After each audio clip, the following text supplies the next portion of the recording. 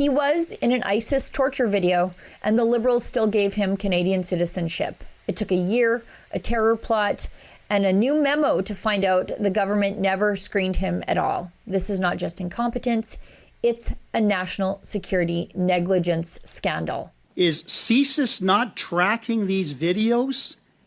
What other terrorists are walking the streets here in Canada right now, waiting to commit terrorist acts on innocent Canadians? What the hell is going on? It took nearly a year, but thanks to Blacklock's reporter, who as always has the story first, we now know the full extent of just how badly the former Trudeau Liberals bungled a major national security failure.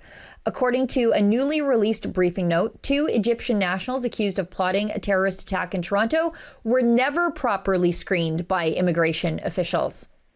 At all. Not before they entered the country, not before they were handed work permits, and not before one of them was given Canadian citizenship. There was no CSIS referral, no CBSA check, no comprehensive security screening whatsoever.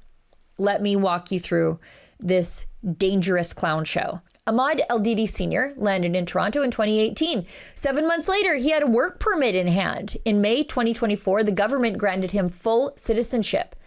And just 1 month after that, the authorities had discovered that El-Didi had appeared in a 2015 ISIS torture video. That's not a typo, that's the actual timeline. A man who starred in an ISIS propaganda video was handed a Canadian passport. The vetting process, I think it was just vibes, maybe?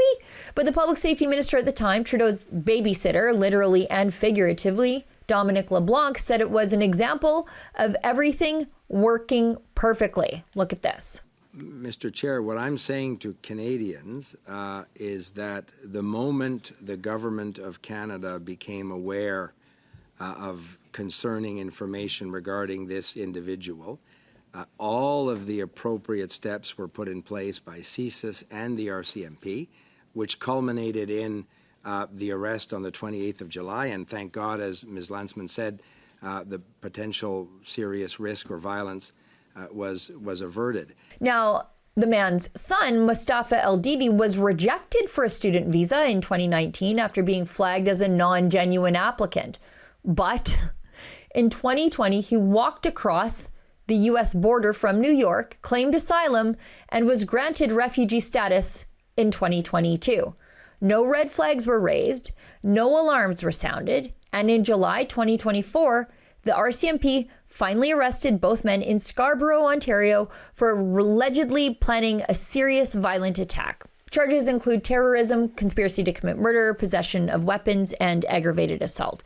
But it wasn't until this week, buried in newly released internal memos, that we got the damning confirmation. Quote, the application was not referred to CSIS or CBSA for comprehensive security screening, end quote. Why not? Because under this government's policy, work permits tied to asylum claims aren't even assessed for admissibility. That's not a loophole. That's a built-in failure. And of course, when asked about it, then Immigration Minister Mark Miller said this nonsense with a straight face. Minister, answer the question. We are confident in the progressive nature of the screening process. Police certificates can be I do have requested. to interrupt. I said something that's incorrect. Permanent residents from Pakistan are required to provide police certificates. Now, MP Raquel Dancho is right. There was clearly no plan, no accountability, no fix to this mess. It was just another press release and a shrug. Conservative MP Larry Brock, on the other hand, said what every Canadian is thinking. What the hell is going on in your department? And what other terrorists are walking the streets of Canada right now? What the hell is going on?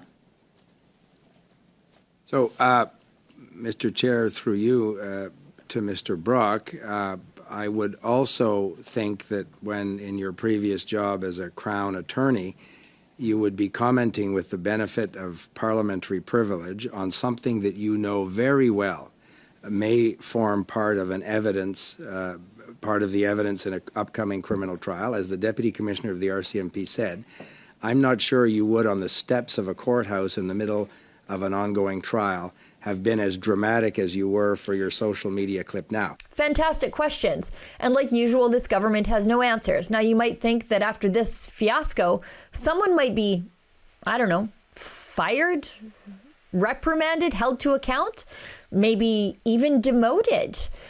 But this is Carney's Ottawa, so naturally Mark Miller was laterally promoted. He's now chairing the House of Commons Justice Committee because apparently national security lapses like this qualify as favorable job experience.